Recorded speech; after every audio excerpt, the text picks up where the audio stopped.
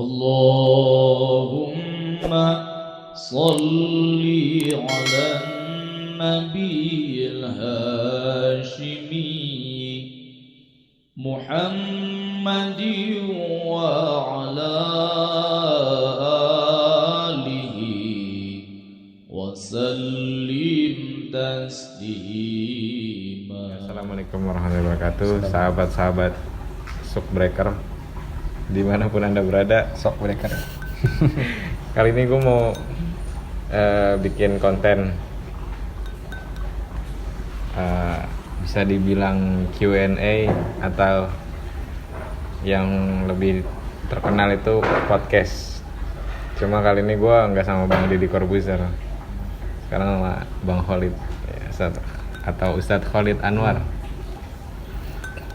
Tema kali ini yang lagi nggak viral-viral banget, cuma viral dari zaman dulu.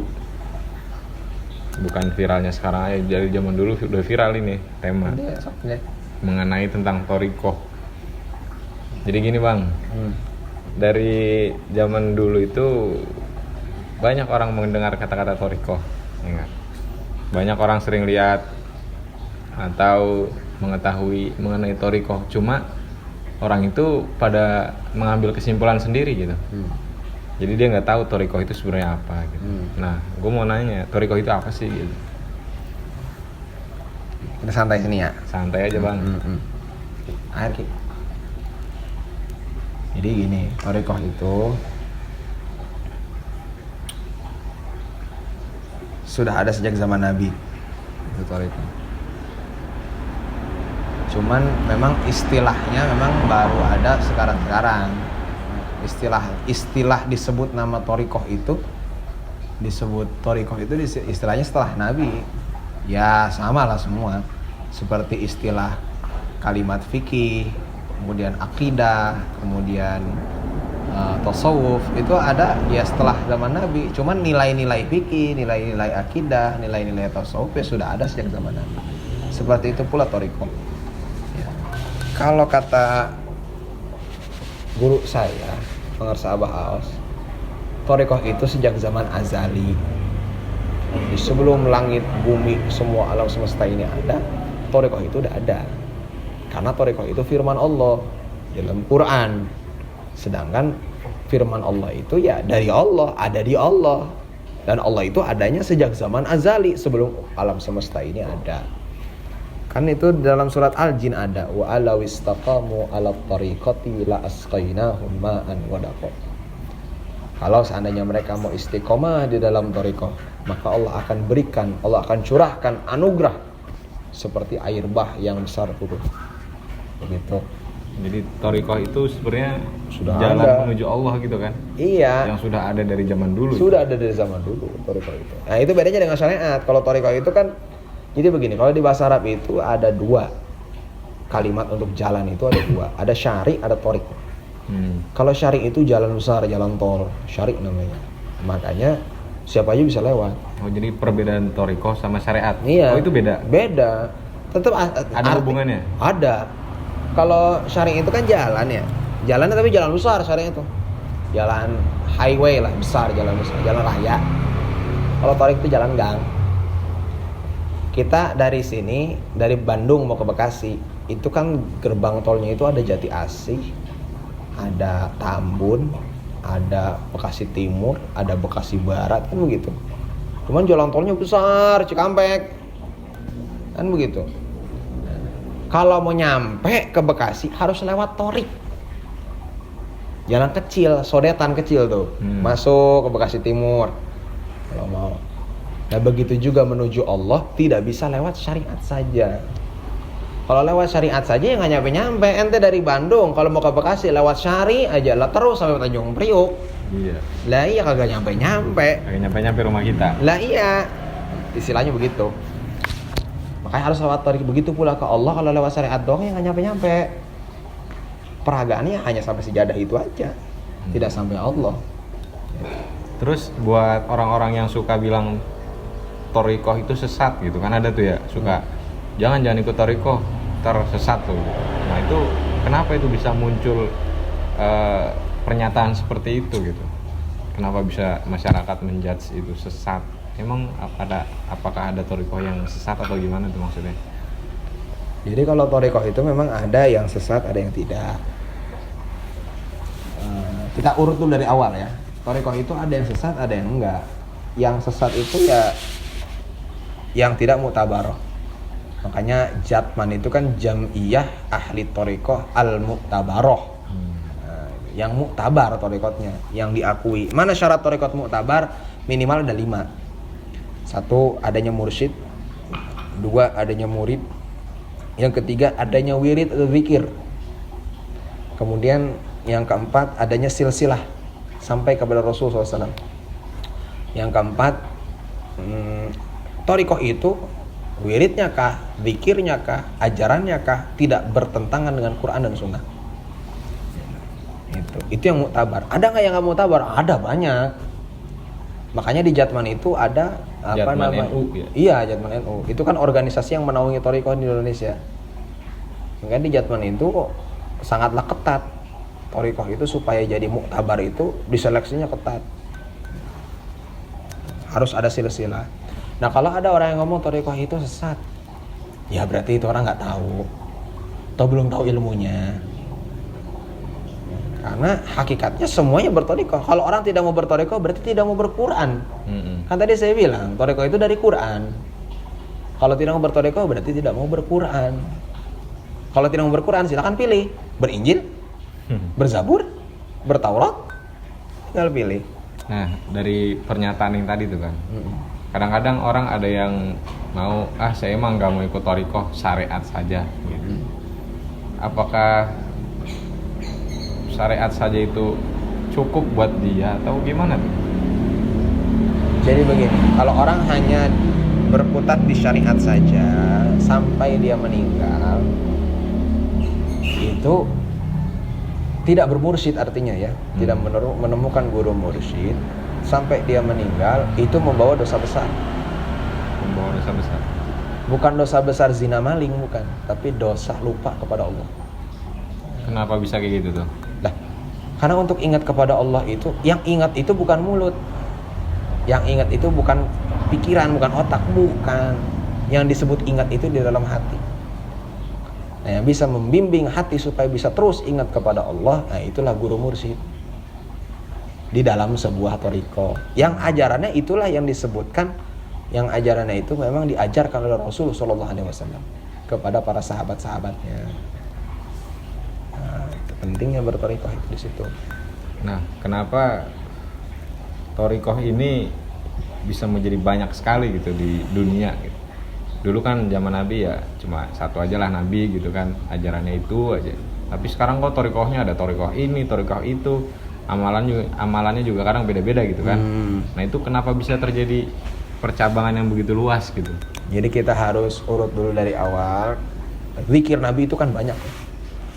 Zikir Nabi itu banyak banget. Kadang Nabi itu habis sholat juga tidak zikir kadang.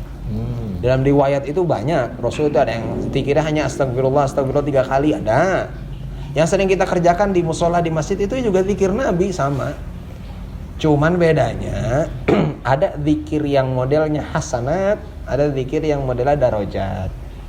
Kalau zikir yang hasanat hanya nyari pahala ganjaran. Kalau zikir yang darajat itu untuk mencari derajat di sisi Allah. Nah, itulah.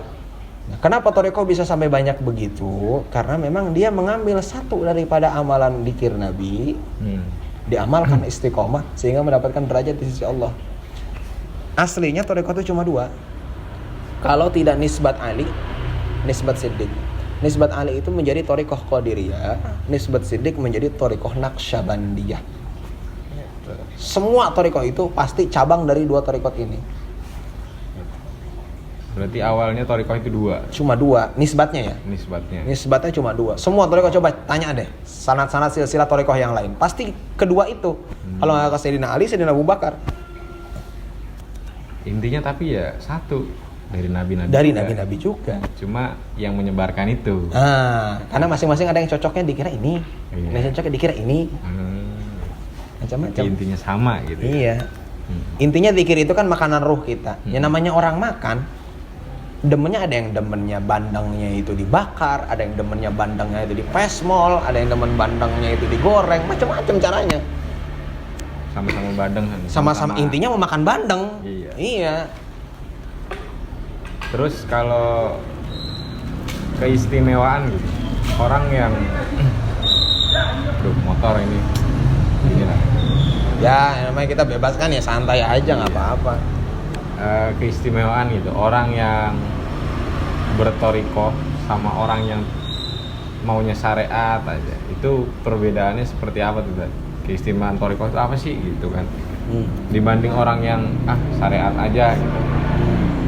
Keunggulannya gitu, keunggulan bertoriko sama yang tidak bertoriko gitu. Udah pasti beda. Udah pasti beda. Kenapa saya bilang beda? Ya dari kadar zikirnya saja sudah beda tadi kan. Dari kadar zikirnya saja sudah beda. Itu yang pertama. Yang kedua, kalau orang yang bertorikoh itu, dia rohnya itu sudah dijual kepada Allah. Roh. Jadi begini, kalau orang sudah bertorikoh itu artinya dia sudah berbaiat kan berarti. Sudah ditalkin. Nah talkin dan baiat itu adalah proses tukar serah terima nyawa. Kita menjual nyawa kita kepada Allah Subhanahu wa taala dengan tanda terima alat tukar yang sah, yaitu la ilaha illallah. Kita mendapatkan la ilaha illallah, lalu menukarkan ruh kita kepada Allah Subhanahu wa taala. Itu udah pasti beda. Kalau orang syariat kan enggak. Makanya kenapa ketika orang thariqah tidak masuk ke alam barzah? Lah karena memang ruhnya sudah ke Allah. Ya dengan dikir itu ruhnya sudah balik, karena kita kan innalillahi wa inna ilaihi rajiun. Kita ini untuk Allah dan akan kembali kepada Allah. Nah kembali kepada Allah itu ruhnya, bukan jasadnya. Karena jasadnya mah dikubur, dipendem. Yang balik ke Allah mah ruhnya. Orang yang belum ditalkin, belum berbaiat ke dalam thariqat, maka ruhnya itu masih tanda tanya, ini ruhnya kemana ini gitu. Maka harus ditanya dulu, man rabbuka, wa man nabiyuka, wa kitabuka. Harus tanya dulu. Berarti kalau orang yang sudah bertoriko, sudah berbaiat, itu kita nggak masuk alam kubur lagi, tak? Nggak masuk alam kubur. Oh, berarti kayak penjelasannya Gus Baha waktu itu saya dengar beliau menjelaskan kitab tafsir ya, pokoknya kitab tafsir. Ada orang-orang tertentu itu yang tidak masuk ke dalam alam kubur. Seperti halnya Nabi. Masa ya Nabi masuk ke alam kubur terus ditanya malaikat? Kan nggak mungkin. Ya betul. Iya. Terus siapa? Abu Jahal. Udah tahu itu di Al-Quran dituliskan ini Abu Lahab. Abu Lahab. Ini orang udah dituliskan masuk neraka. Masa ya ditanya lagi? Masa nggak percaya sama perkataan Allah kan begitu? Ini mah nggak usah ditanya lagi. Emang udah dapet tiket ke neraka. Begitu juga sama wali-wali Allah, kekasih-kasih Allah. Betul itu. Bener nggak? Itu betul. Berarti teori-teori yang selama ini kita dapetin di sekolahan, entah itu di pengajaran-pengajaran agama, itu kan selalu manusia setelah meninggal fasenya ke alam kubur, kemudian ke alam apa baru ke surga neraka.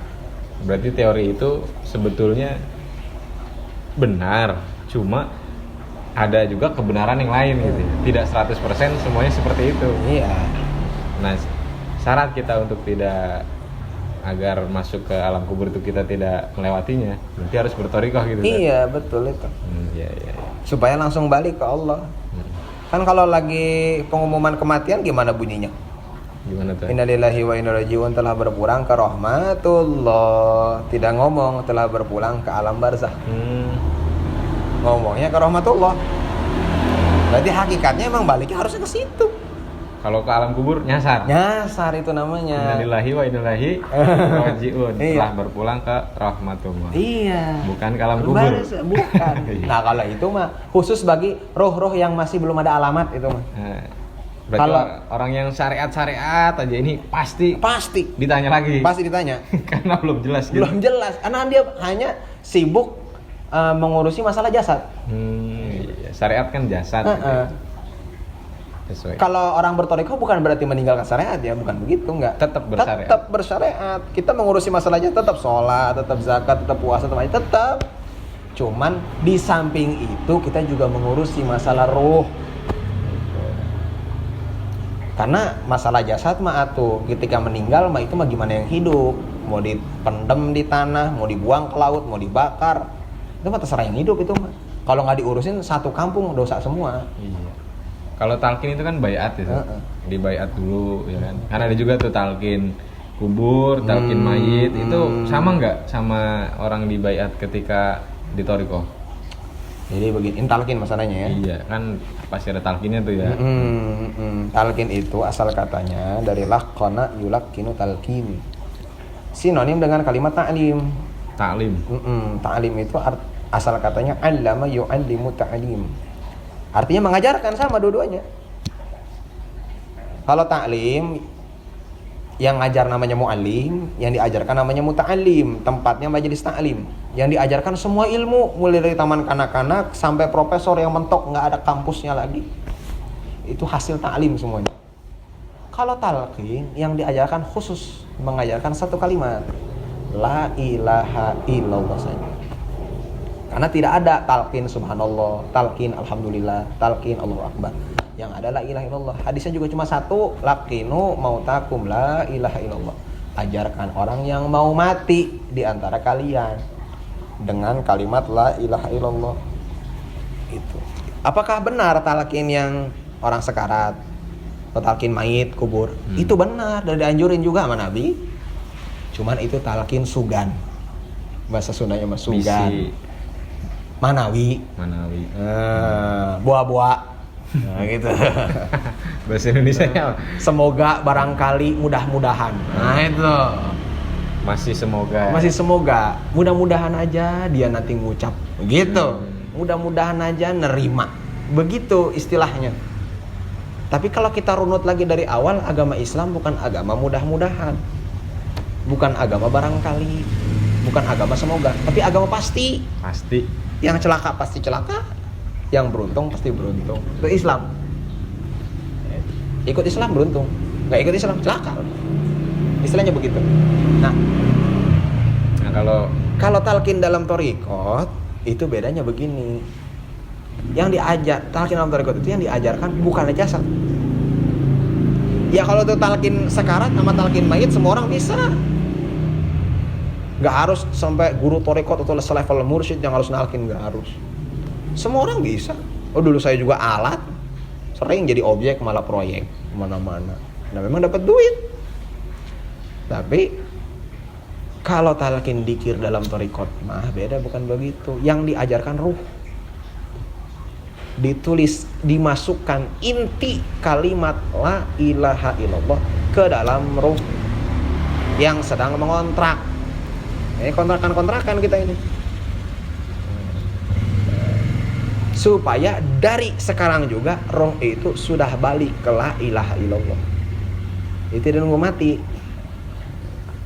Larut dengan roh. Kalau sudah larut dengan roh, berarti larut juga jangan jasad. Karena jasad bagaimana roh? Betul. Iya.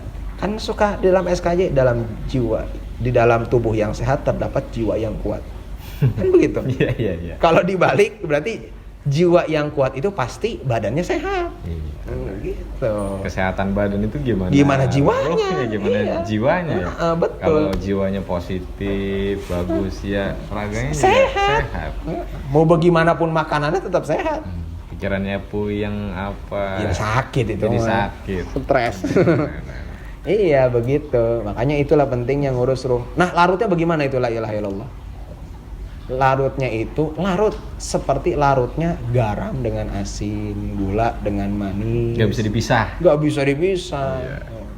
Contoh beginilah, percontohan yang paling enak tuh. Bolu, tau bolu? Iya, ini saya sering tuh nyontohin. Bolu itu dibikinnya dari telur, tepung, air, coklat, susu, baking powder, kan begitu. Kemas, mixer jadi satu, masukin oven jadi bolu, taruh di atas piring. Kalau saya ngomong, "Weh, tolong ambilin itu telur di atas piring." Lah kagak bakalan nyambung. Lah telurnya di mana? tidak disebut lagi. Yang disebutnya bolunya karena kenapa? larut menjadi satu. Menjadi satu. Kita pun Jadilah begitu. bolu. Larut dengan la ilaha illallah, seperti itu larutnya. Tidak bisa misalkan, tidak dipisahin dari bolu. Coba pisahin telurnya. Lah nggak bisa. Pisahin menteganya. Ya nggak bisa, udah larut jadi satu. Nah terus gini Ustaz, kalau orang itu yang tadinya belum bertorikoh terus kemudian pengen nih kan dia bertorikoh, cara memilih torikoh yang benar-benar cakep lah gitu biar nggak torikoh yang sesat kan ada ya? Iya. Ada torikoh yang sesat, takutnya gitu orang yang baru mau memulai bertorikoh itu sesat di jalan. Jadi apa sih istilahnya apa?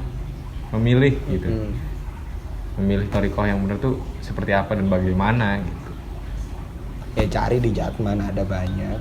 Cari di Jatman itu kan listnya ada banyak. Jatman NU. Iya, saya mah tidak memaksa harus ikut torikoh saya. Oh itu mah terserah. Terserah dia. Cuman testimoni dari saya dan para guru-guru ya, bahwa dalam torikot Naqsyabandiyah dan juga torikot Qadiriyah. Kalau kita kan Qadiriyah Naqsyabandiyah ya. Qadiriyah dan Naqsyabandiyah dibikin jadi satu. Digabungkan oleh Syekh Ahmad Khatib Sambas bin Abdul Ghaffar As-Sambasi yang jadi imam Masjidil Haram. Itu kata beliau, bidayatu tariqatina nihayatu sa'iri turuki. Apa tuh? Langkah awal tariqat kita, langkah akhir tariqat lain. Jadi kita langkah awal, orang tariqat lain langkah akhir. Kalau begitu kita finishnya di mana? Ini istilahnya begitu. Udah gitu, yang paling mudah menurut saya talqinnya itu ya di Thariqat Qadiriyah Naqsyabandiyah. Paling mudah. Karena nggak harus riadoh dulu, nggak harus tirakat dulu, nggak harus puasa dulu. Iya, kalau di Thariqah lain kan biasanya ada riadoh, ada syarat-syarat ini dulu, iya. dibuka dulu 7 latifahnya apanya gitu. Iya, gitu muraqabah dulu, suluk dulu. Iya. Kalau di kita kan nggak harus seperti itu. Asal mau jadi. Asal mau jadi. Asal mau jadi. Masalahnya mau tidak mau. Gratis lagi tidak pakai mahar. Gratis, tidak boleh dikomersilkan talqin itu. Alhamdulillah. Berarti Itu alhamdulillah kita bisa ketemu gitu kan. Bisa hidup semasa gitu. semasa dan ketemu sama orang-orang yang membimbing kita. Alhamdulillah. Ya. Mudah-mudahan Istiqomah. orang-orang ya mudah-mudahan kita istiqomah dan teman-teman kita yang belum gitu, yang belum bertorikoh, semoga mudah-mudahan segera. Karena kalau tadi syariat-syariat aja ya kapan sampainya ya, gitu begitu. kan. Hanya sampai sejadah. Hanya sampai sejadah. Mungkin sekian dulu obrolan kita. Lain waktu atau next time nanti kita lanjut lagi dengan tema yang sangat luar biasa, nantinya lah kita pikirin lagi.